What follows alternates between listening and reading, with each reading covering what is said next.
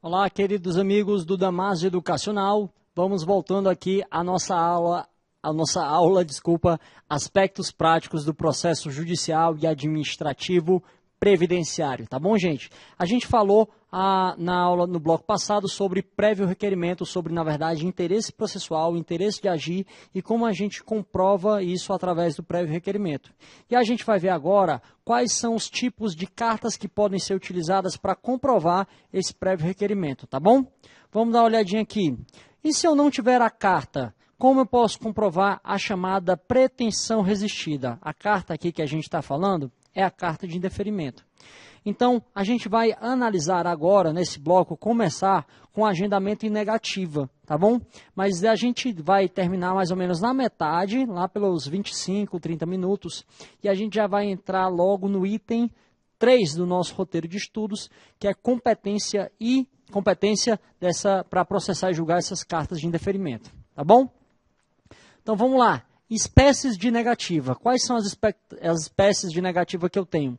A primeira e mais comum delas é o comunicado de decisão. Essa negativa, ela já é dada ao segurado, em regra, em sala de aula não. Sala de aula é onde a gente está, lá no balcão do INSS, tá bom? Vamos conhecer aqui um comunicado de decisão. Para vocês que ainda não conheciam, comunicado de decisão vocês, comunicado de decisão, prazer, tá bom? Comunicado de decisão. E aqui nesse comunicado de decisão, ele vai ter uma série de informações que são importantes para mim. Ele vai ter, por exemplo, aqui o NIT, que é o número de informações do trabalhador. Ele vai ter a espécie de benefício. E essa espécie ela é extremamente importante para a gente analisar o item 3 do nosso roteiro, que é competência para julgar as cartas de indeferimento. Vai ter o nome do segurado, né? O número do requerimento, o número do benefício, endereço e demais informações. Tá ok? Beleza? Então, em regra, esse comunicado de decisão ele é entregue na própria agência. Agora, há servidores que se sentem um pouco constrangidos em entregar essa carta quando ela é de negativa. E aí preferem não entregar, porque até às vezes tem medo de o segurado, às vezes, se doer com essa negativa e fazer alguma ameaça ao servidor, tá bom? Olha só o que ela tem também de informação aqui. Ela também tem a data do pedido, né? A data em que foi pedido. E é extremamente importante, por quê?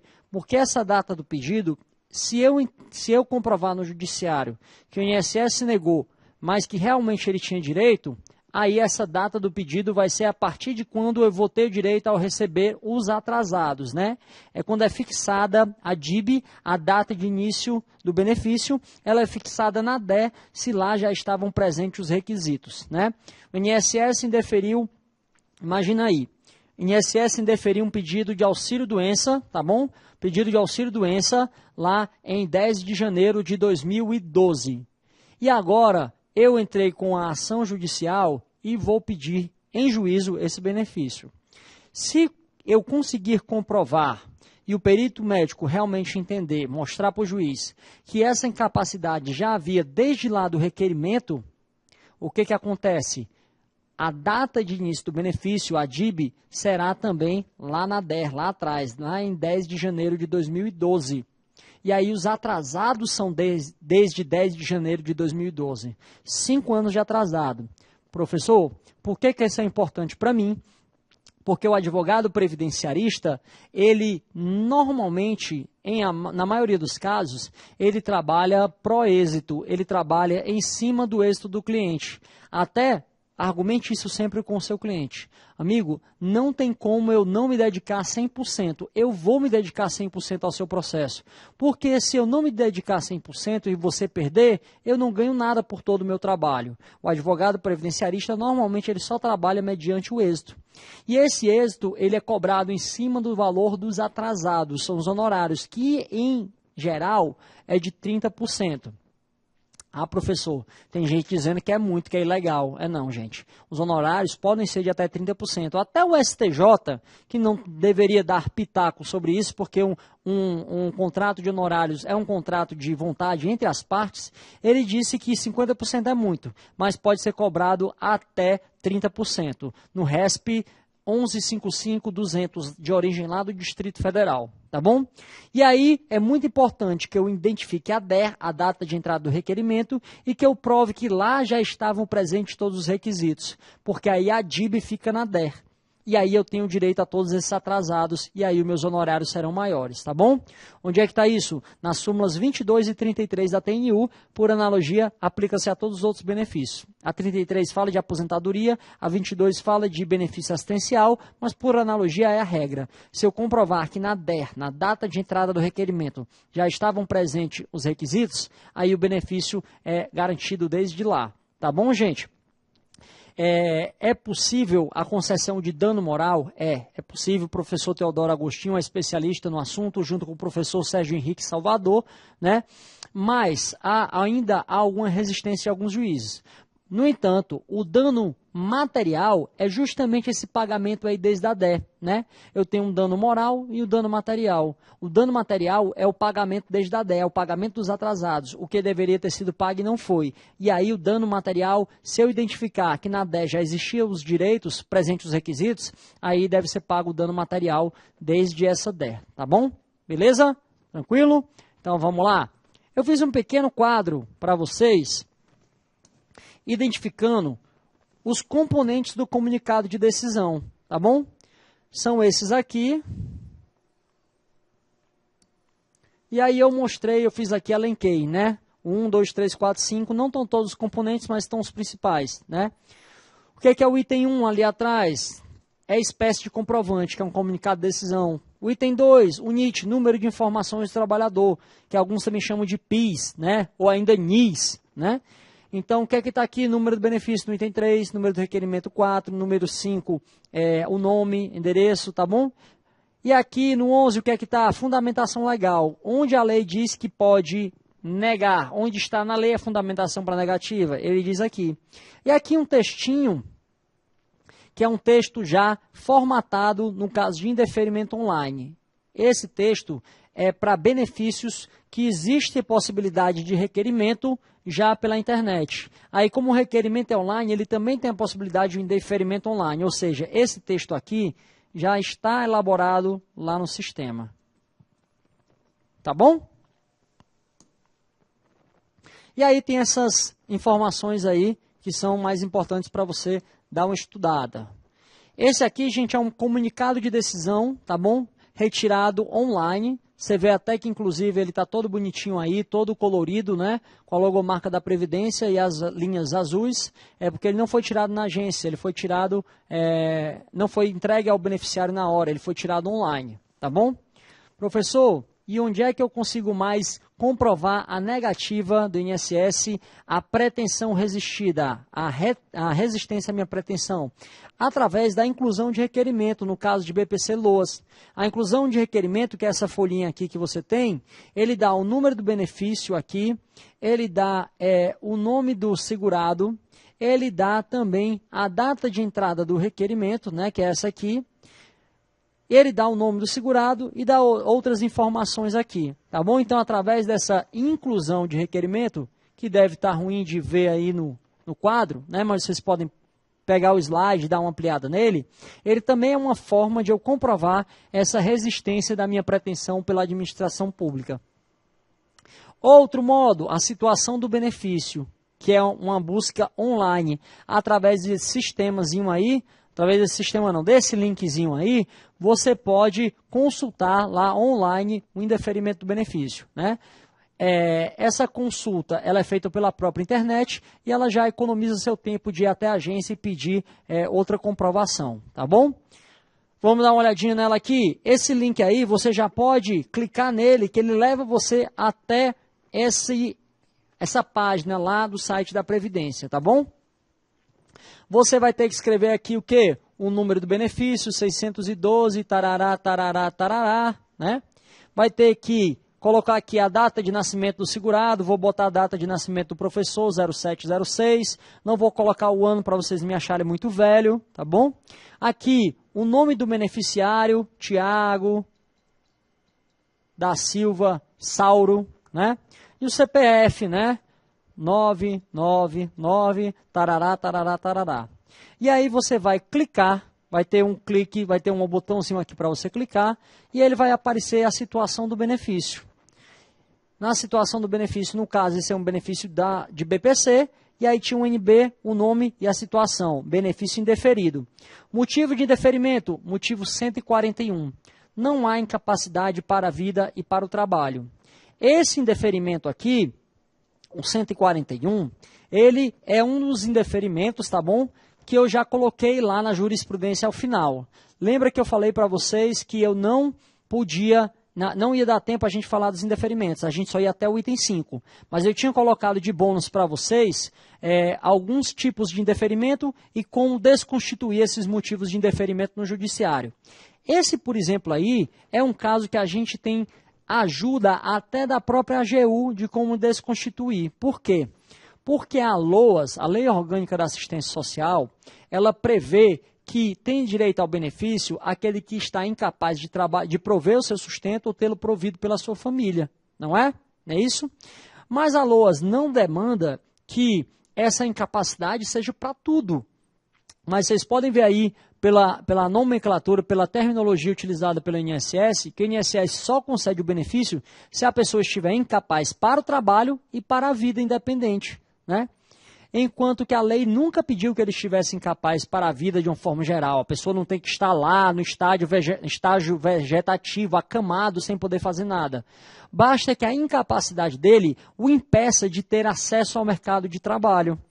Daí, o INSS nega, mas o judiciário concede. Por quê? Por causa da súmula 29 da TNU, que diz que a incapacidade prevista no artigo 20, parágrafo 2º, não é aquela que impede para todos os atos da vida, mas apenas aquela que impede de prover o próprio sustento. E a súmula 30 da própria AGU, que ela diz, tem uma redação muito similar, que ela diz que basta que comprove a incapacidade para o trabalho, e assim terá direito à concessão do benefício. Não precisa ser uma incapacidade para a vida toda, tá bom? Então, no item 6, de bônus para vocês, tem lá algumas espécies de indeferimento e as jurisprudências que ajudam a combatê-los, tá bom? Combater esses indeferimentos. Hoje, o INSS tem em torno de 192 motivos de indeferimento. O último que saiu agora tem umas 3 ou 4 semanas no memorando tratando de auxílio reclusão, né, em razão da MP que alterou as regras do auxílio reclusão, ok? Alguns desses 192 não são mais utilizados, porque já são de legislações que não estão mais em vigência, ok? O próprio BPC, ele tinha até agosto do ano passado, até julho do ano passado, na verdade, um indeferimento em razão da renda. Qual era o indeferimento? É renda igual ou superior a 1/4 de salário mínimo. Renda per capita igual ou superior a 1/4 de salário mínimo. E hoje em dia não é mais utilizado esse indeferimento. Por quê? Porque eu falei para vocês que, em regra, um recurso extraordinário, que ele é uma decisão em sede de controle difuso, ou seja, só tem efeito entre as partes, ele não tem efeito vinculante. Mas eu falei de um caso em que ele teria um efeito vinculante. Qual é? Foi justamente o caso de LOAS, onde o STF julgou a reclamação constitucional 4374, de origem lá em Pernambuco.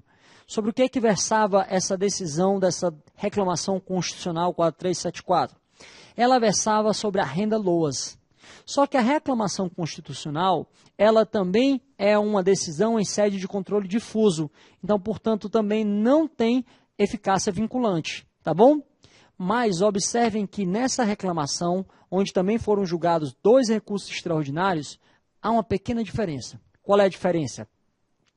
É que em 97, o STF julgou a ADI 1232, com origem no Distrito Federal, que questionou a constitucionalidade do regramento do parágrafo 3º do artigo 20 da LOAS, que é justamente esse da renda. Só que em 97 o STF disse, não, o regramento é constitucional, tranquilo, essa lei é constitucional, e ela continua em vigor.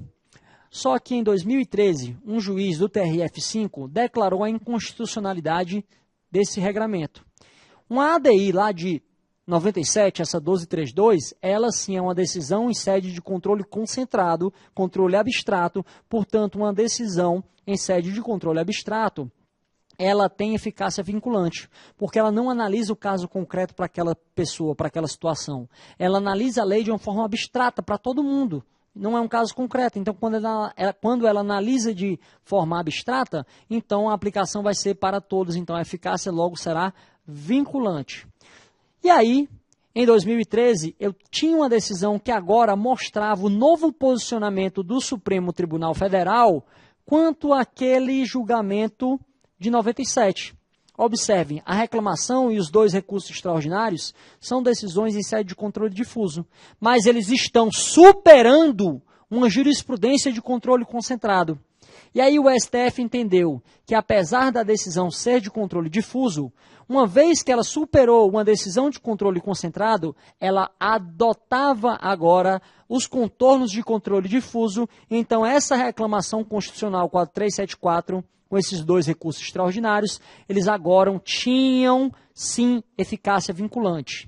E se o juiz não se vinculasse a essa decisão, caberia uma outra reclamação constitucional, como foi o caso da reclamação 18636. Ok, gente? Então, a única exceção é que o controle difuso tem eficácia vinculante, quando ele supera o entendimento do controle concentrado, de uma decisão que foi dada em sede de controle concentrado. Ok? E em razão disso, como ele adotou os contornos de controle concentrado, a decisão de controle concentrado ela vincula as instâncias inferiores e também a administração pública. Daí, o INSS ele enxertou na lei, no parágrafo 20, no artigo 20, o parágrafo 11º, parágrafo 11. E o que é que diz esse parágrafo 11? Que não sendo comprovada na forma do parágrafo 3º a miserabilidade, poderá ser comprovada através de outros meios. Só que até hoje o INSS ainda não regulamentou, através de decreto, não normatizou procedimentalmente de como será essa comprovação através de outros meios. E aí o que acontece? Acontece que a lei não tem uma eficácia social. Mas, em razão da lei ter sido alterada por esse parágrafo 11, o INSS mudou o motivo de deferimento. Hoje o motivo de deferimento não é mais renda per capita igual ou superior a 1/4 de salário mínimo. Ela é o que hoje em dia? O indeferimento é não preencher os requisitos para acesso ao benefício. É algo bem mais genérico, porque como a lei foi declarada inconstitucional através de um controle difuso que tem contornos de controle concentrado, a administração não poderia mais usar esse argumento da renda. E o STF declarou essa inconstitucionalidade parcial. Por que o STF declarou a inconstitucionalidade apenas parcial? Porque o STF disse assim, olha, se o segurado tiver uma renda inferior a 1/4, então a lei é constitucional ao declarar, já que ele é miserável, a presumir a miserabilidade dele. Agora, se o segurado tiver a renda igual ou superior a 1/4 de salário mínimo per capita, aí a lei é inconstitucional. Então, ela é parcialmente. Se o segurado tem menos de 1/4, ela é constitucional porque aprecia corretamente, de forma constitucional, a miserabilidade. Mas se a renda for igual ou superior, ela é inconstitucional porque essa miserabilidade pode ser aferida através de outros meios. Tá bom, gente? E aí, como eu disse, são 192 motivos de indeferimento, mas alguns deles não são utilizados mais ainda. Esse 141 ainda é utilizado sim. E a gente já falou de como desconstituir. Outro modo de eu comprovar a negativa da administração pública é através de uma telinha do sistema Plenos. O INSS tem um sistema Prisma, que é o sistema que concede benefícios. O sistema SAB, que é o sistema que concede benefícios por incapacidade, por isso SAB, o BI no final. E ele tem um sistema Plenos, que alguns servidores chamam de SUB, né? Esse sistema Plenos, ele dá várias informações quanto à manutenção do benefício que está ativo ou que já foi cessado. Mas ele é um sistema de consulta, né? Enquanto esses são sistemas de concessão, esse é um sistema de consulta. E aí, no Plenos, eu tenho como pedir ao servidor que tire para mim essa tela do CONID, que são as informações de indeferimento. E aí vai ter o que lá nesse CONID? CONID, informações de indeferimento. Vai ter informações que eu preciso, vai ter o NB, que é o número do benefício, vai ser o nome da pessoa que vai propor a ação, que é a Maria, vai ter onde ela pediu, que é a OL de concessão e a OL que indeferiu, vai ter o despacho, que é se for indeferido ou deferido, vai ter a espécie do benefício para comprovar que eu pedi à administração aquele benefício e ela me negou, e vai ter o motivo do indeferimento, que no nosso caso é o motivo 141, não há incapacidade para a vida e para o trabalho. Ok, gente? Então eu posso também me dirigir a uma agência do INSS e pedir esse CONID, essa tela do Plenos, que aí nessa tela também eu tenho a comprovação da negativa do INSS, portanto a caracterização, a prova da pretensão resistida e, portanto, meu interesse processual, interesse de agir do meu cliente. Tá caracterizado e comprovado. Tá bom? Onde é que eu consigo mais também? Eu consigo numa parte do processo chamada de resumo do benefício. No processo administrativo, também PA. Vocês vão ouvir muito essa sigla, PA. O que é PA? É a sigla do Estado do Pará? Não. PA, para o nosso processo judicial e administrativo previdenciário, é o processo administrativo, tá bom? E esse processo administrativo ele vai ser extremamente rico para que eu peça algumas informações, tá bom? Por exemplo, no processo administrativo, quando eu peço a tela do SMED para comprovar que já houve a concessão porque o INSS já reconheceu alguma doença, né? Então, aqui, no processo administrativo, eu vou ter esse resumo de benefício, tá bom? E o que é que eu quero nesse resumo de benefício? Eu quero o motivo do indeferimento, tá bom? Eu quero saber a DER, que é a data de entrada do requerimento. Para que serve a DER?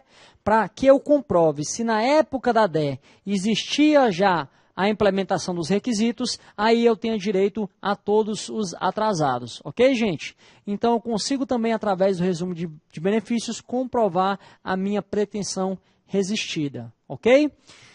Quando eu consultar, por exemplo, LOAS, a situação do benefício, quando eu fizer essa consulta online, vai ser extremamente necessário que eu tenha outra tela ou então um resumo do benefício. Por quê?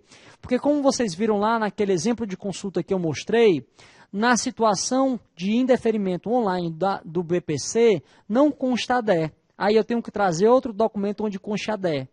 Mais uma vez, por que a DER é importante?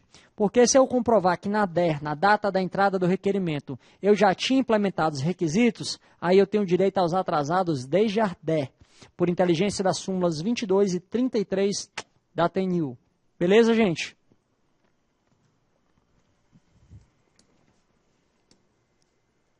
Opa! Como é que eu consigo agendar, professor? Se você está dizendo que é tão importante agendar para que esse agendamento saia o indeferimento e assim eu tenha um interesse processual, como é que eu agendo? Eu consigo através desse agendamento aí, desse link aí do INSS, tá bom? agendamento.inss.gov.br, agendamento, selecionar serviços. E aí quando eu clico nesse link aí, quando eu sou direcionado para a página, o que é que vai aparecer? Vai aparecer essa telinha aqui, protocolo do requerimento e todos esses serviços aqui disponíveis pela agenda eletrônica do INSS. Aqui não coube todos, existem mais. Tem uma barra de rolagem ali que você pode passar e vai ver que todos os benefícios, a maioria dos benefícios estão aí. A maioria, por quê, professor? Não são todos? Não. Por quê? Se você clicar num determinado benefício aí no site do INSS, da Previdência, você vai ver que existem alguns que têm esse texto pequeno aqui, e logo abaixo um botãozinho verde com a opção de você fazer esse agendamento online, né? Vamos ver, aposentadoria por tempo de contribuição. A aposentadoria por tempo de contribuição é um benefício devido ao cidadão que comprovar o tempo total de 35 anos de contribuição se homem ou 30 anos de contribuição se mulher. E aí a opção agendar. Pensão por morte. A pensão por morte é um benefício pago aos dependentes do segurado do INSS que vier a falecer ou, em caso de desaparecimento, tiver sua morte presumida declarada judicialmente. Se o falecido já recebeu algum benefício do INSS, é possível fazer o pedido pela internet e enviar os documentos necessários pelo correio. Esta forma de pedir é simples, rápida e fácil. E aí eu posso pedir pela internet ou posso agendar um atendimento direto no INSS. E auxílio acidente? Olha que tem aqui uma explicação do que é o benefício de auxílio acidente, né? Que é no caso de redução da capacidade laborativa, não é isso? Mas eu não tenho o botão verde agendar. Não tenho. Nesse caso eu não tenho o botão verde agendar. Por que eu não tenho o botão verde agendar? Porque até pouco tempo o INSS não previa a possibilidade de requerimento do auxílio acidente sem ter a cessação, sem ter a concessão prévia de auxílio doença. Ou seja, imagina aí que um determinado segurado, ele estava passeando de moto e aí ele sofreu um acidente e ele perdeu 3 dedos do pé. Só que o patrão dele é um cara muito generoso e ele disse assim, olha, fulano, a RMI do auxílio-doença no INSS é de 91% do salário de benefício. Só que aqui na empresa você ganha o seu valor X e além disso ainda ganha o vale transporte, ainda ganha aquele percentual que a gente combinou por fora. Eu digo legal, mas um patrão realmente legal contribuiria sobre tudo e não sobre só uma parte do salário dele, né? E aí, como eu gosto muito de você e você vai ficar só 2 meses sem poder vir, eu cubro esse seu tempo aí. E aí você não precisa pedir auxílio-doença no INSS, não. Ou então aquele patrão que ele não estava recolhendo as contribuições, que ele não estava recolhendo corretamente, e aí a pessoa, ele ficou com medo dele procurar o INSS, saber disso, e aí ele disse, não, eu cubro, são só 2 meses, eu cubro. E aí o segurado não pediu auxílio-doença, mas a lesão se consolidou, ele perdeu os 3 dedos, os 3 dedos não são rabo de lagartixa, não vão voltar a crescer. E aí ele pode pedir agora, será que ele pode pedir esse benefício de auxílio acidente? Para o INSS ele não podia, até que foi alterado esse entendimento esse ano ainda, e eu vou mostrar o memorando para vocês, tá bom? E agora, mesmo que ele não tiver tido a concessão do auxílio-doença, mesmo que o perito tenha dito assim, olha, você perdeu os dedos, mas você não está incapaz, já que você é programador, aí você, né, nesse caso não, porque não haveria redução para a capacidade. Mas se realmente ele não pediu o auxílio-doença, ele pode pedir o auxílio-acidente? Pode. Se ele tiver a lesão consolidada, ele pode pedir originariamente um benefício de auxílio-acidente. Tá bom? Mas aí, professor, não tem como requerer. Mas aí, gente, você pode requerer na agência, direto na agência, tá bom? Em razão do memorando circular número 24, de maio desse ano, autoriza a concessão de auxílio-acidente, mesmo sem concessão prévia de auxílio-doença. E aí você pode pedir na agência. É o agendamento direto na APS, na Agência da Previdência Social, com o nome do serviço, Perícia Médica de Auxílio-Acidente.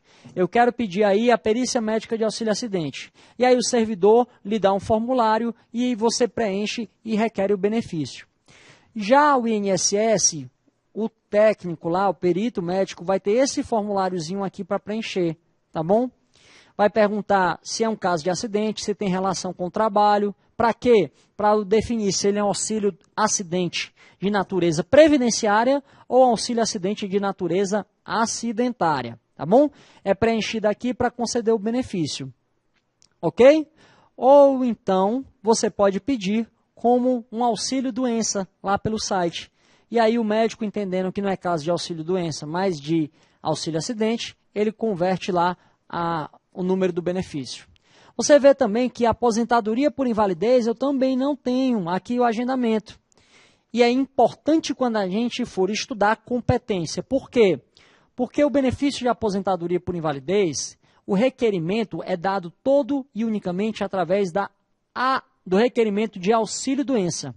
Eu devo solicitar o auxílio-doença, e aí que o médico perito do INSS, entendendo que a incapacidade não é temporária, mas permanente, aí ele converte o benefício 31 de auxílio-doença em um benefício 32 de aposentadoria por invalidez.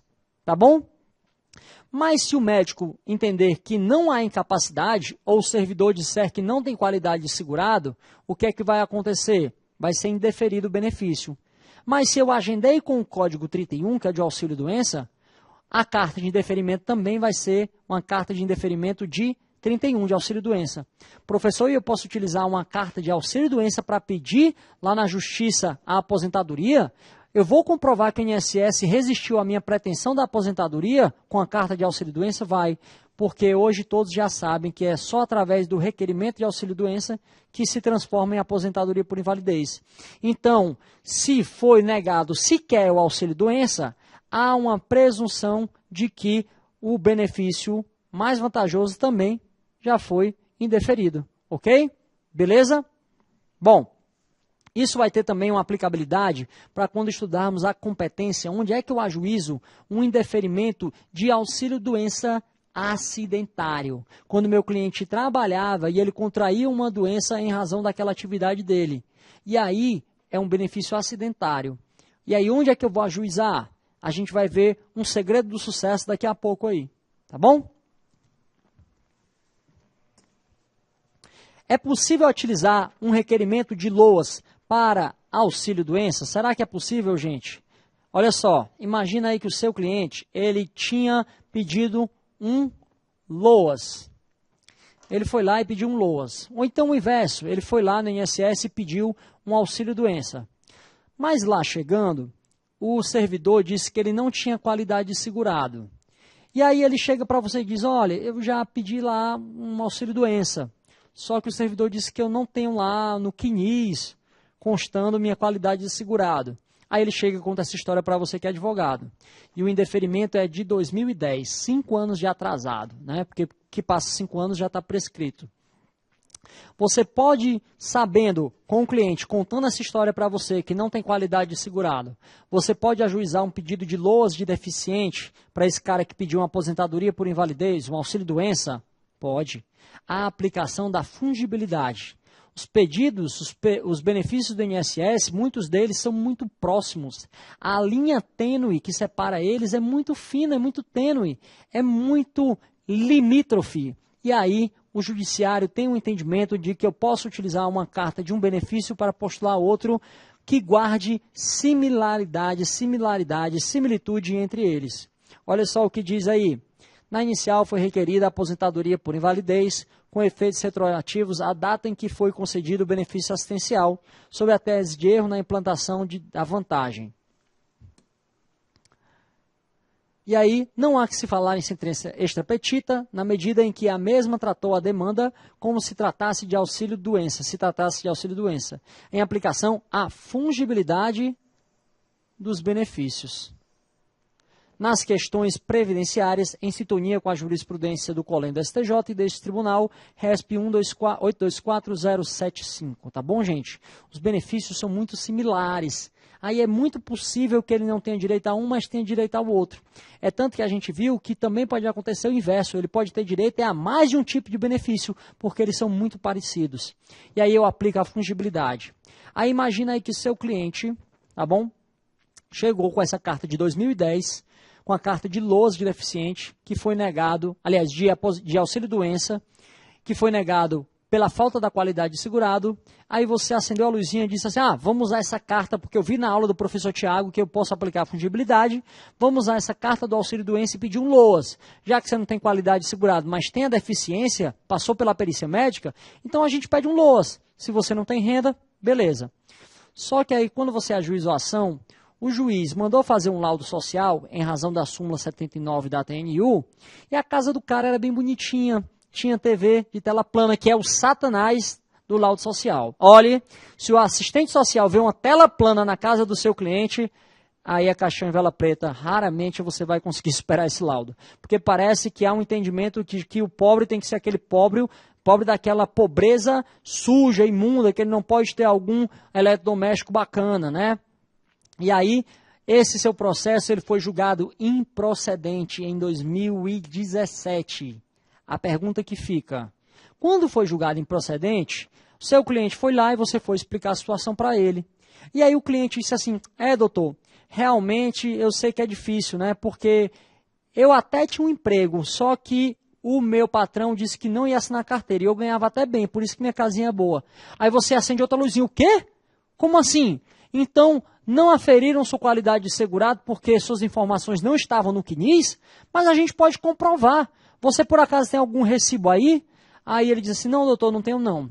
peraí, mas o senhor tem algum comprovante de que esse seu patrão lhe dava alguma coisa? Não tem, doutor. O meu chefe uma vez comprou uma televisão para mim. Aquela televisão de tela plana, inclusive, foi ele que comprou. É tanto que se você vê o recibo dela, tem lá o nome dele, mas o local de entrega do endereço é o da minha casa. Ah, peraí, então a gente já tem um início de prova material. O que a gente vai fazer agora? A gente vai ajuizar uma nova ação para pedir a sua aposentadoria por invalidez, lá com aquele requerimento de 2010 do auxílio-doença. Peraí, professor, mas ele pode utilizar esse requerimento de 2010? A gente não já usou na ação de lousa e foi julgado improcedente? É, gente. Só que agora você vai pedir outra coisa. Você tem uma causa de pedir diferente. Você tem uma causa de pedir que foi negado o benefício porque não foram pagas as contribuições. Não é porque ele é uma pessoa sem renda, mas porque ele não tinha vertido as contribuições, o patrão dele, e agora você também tem outro pedido, que não é um LOAS, é um benefício da LOAS, é uma aposentadoria por invalidez. Eu tenho causa de pedir diferente e pedido também diferente. Não faz coisa julgada, professor? Não. Olha só o que diz o artigo 501 do novo CPC. Olha só. Artigo 504, não fazem coisa julgada. Inciso 1, os motivos, ainda que importantes para determinar o alcance da parte dispositiva da sentença. O que não está na parte dispositiva da sentença, não há o efeito nefasto da coisa julgada. Tá bom, gente? Gente, a gente vai começar agora a temática de prescrição e decadência, tá bom? A gente vai tratar agora de prescrição e decadência, que é um dos nossos itens, que é o limite temporal dos indeferimentos da concessão de benefícios pelo INSS, ok? Mas, como o nosso tempo está mais curto, eu vou aproveitar e passar logo para outro item, que é o item um pouco menor, que é o item de competência, tá bom?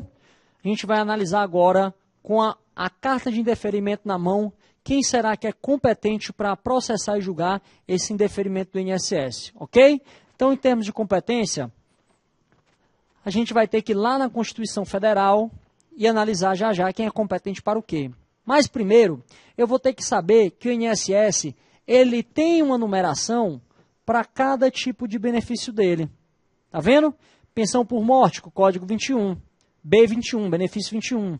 Auxílio reclusão, B25, benefício 25. Auxílio doença, Código 31, aposentadoria 32, auxílio acidente 36. E olha que a partir desse auxílio acidente eu já tenho aqui evidenciada a natureza de alguns benefícios, tá bom? Os benefícios por incapacidade, eles são divididos entre benefícios de natureza previdenciária e benefícios de natureza acidentária. Como assim, professor? Não é tudo benefício previdenciário? Todos são benefícios previdenciários. Mas a natureza dele pode ser previdenciária eminentemente ou benefício de natureza acidentária. Quais são os benefícios de natureza acidentária? Vamos ver já, mas vamos entender aqui. O que são benefícios acidentários? São benefícios cuja a causa da incapacidade está umbilicalmente ligada com o desenvolvimento do labor. Ou seja, benefícios oriundos de um acidente do trabalho ou a ele equiparado, uma doença profissional, uma doença do trabalho. Professor, como assim doença profissional e doença do trabalho? Não é a mesma coisa, não? Não. Uma doença profissional, ela está ligada ao tipo de profissão. Então, todos os profissionais daquela atividade normalmente têm essa doença. E uma doença do trabalho, ela não está ligada necessariamente à profissão. Nem todos os profissionais a têm, não. Mas aquele trabalho específico daquele profissional expõe a ele a que ele fique eventualmente doente em razão daquele trabalho que ele realiza. Tá bom? E aí, essas incapacidades ligadas com o trabalho são benefícios previdenciários de natureza acidentária. Por que é importante? É importante porque eu vou entender que esses benefícios previdenciários de natureza acidentárias, eles são processados e julgados em um local diferente do que são a maioria dos benefícios, tá bom? Vamos dar uma olhada aqui no restante dos números dos benefícios. Eu tenho aqui os benefícios da LOAS, da Lei Orgânica da Assistência Social, que não são benefícios previdenciários, são benefícios assistenciais. E aqui eu tenho os benefícios acidentários, os benefícios que guardam a relação com o desenvolvimento da atividade laboral, ok?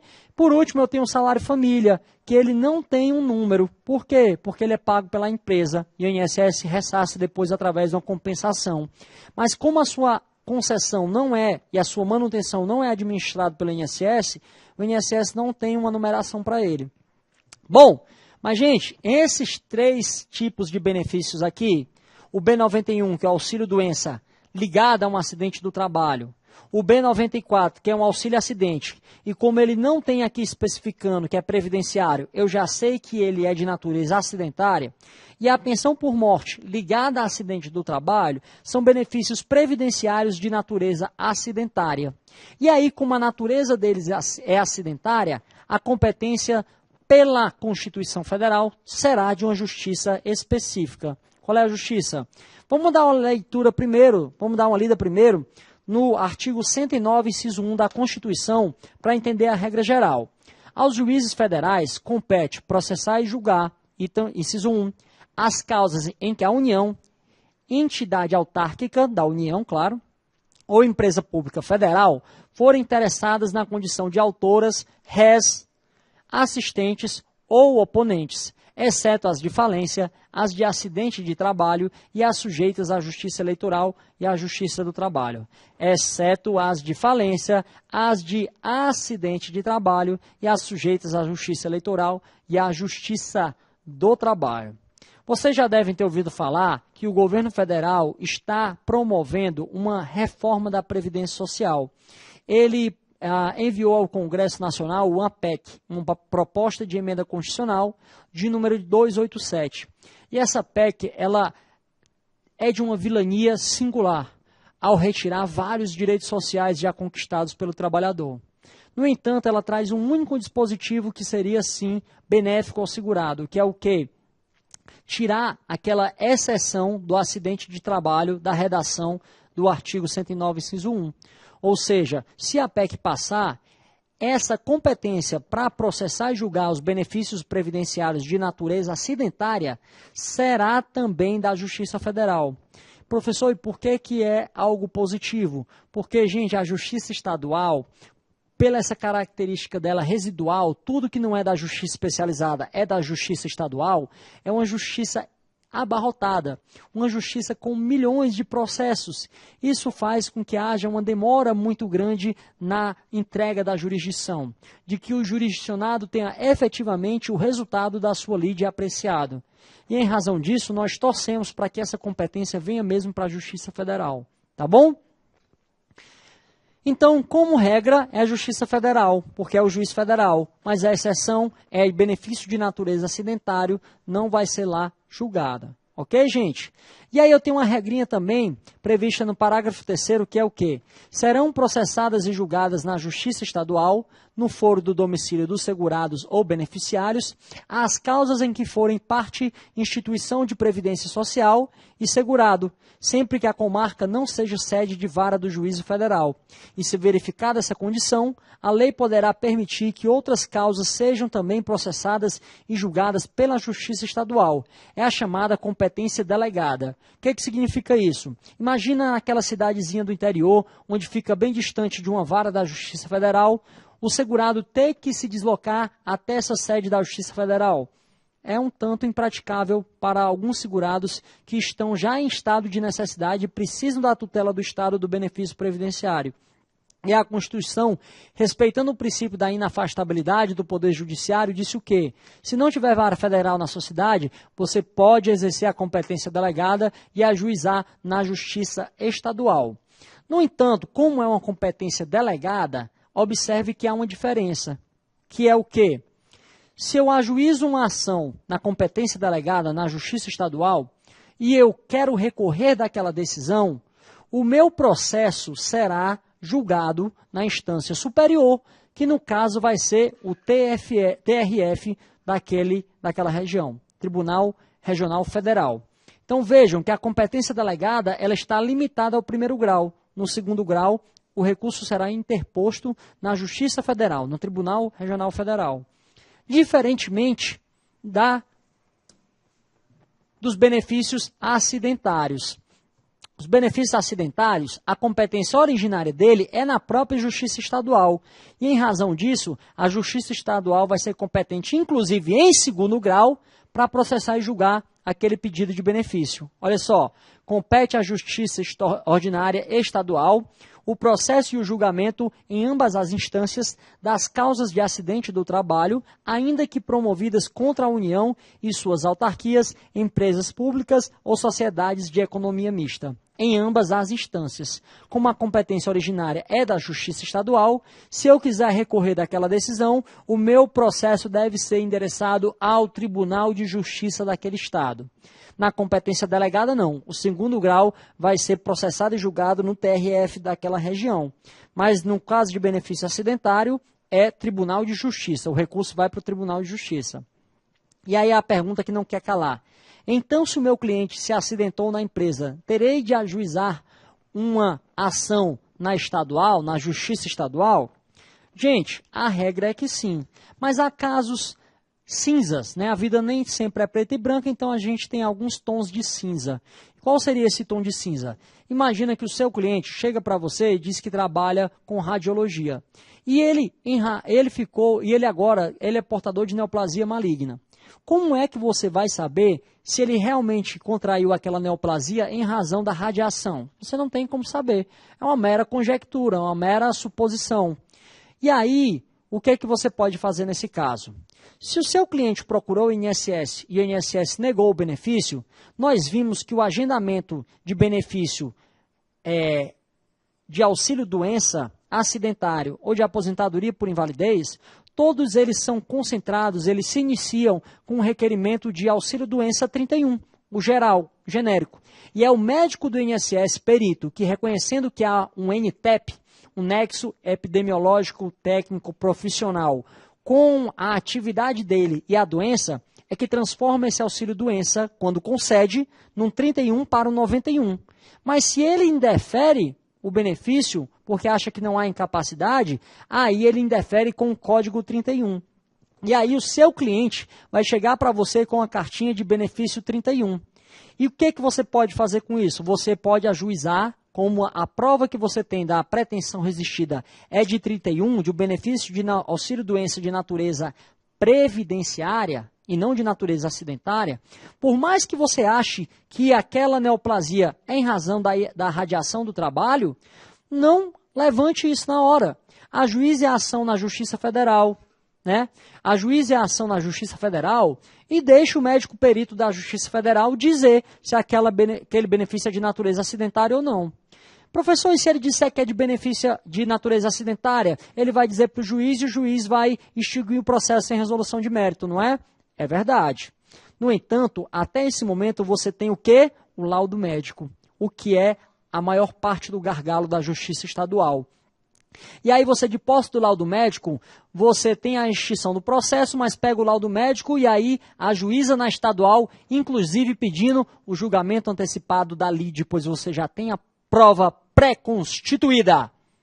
Professor, mas quando ele extingue o processo sem resolução de mérito, quando ele declara a incompetência, todos os atos não são anulados? Não.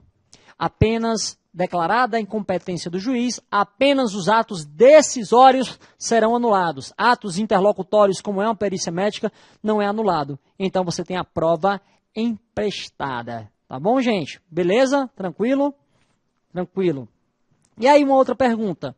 E o segurado especial, se ele sofre um acidente de trabalho, eu vou ter que ajuizar na Justiça Estadual também, professor? Vou ter que ir para aquela vara abarrotada da minha cidade, a única vara e competência plena?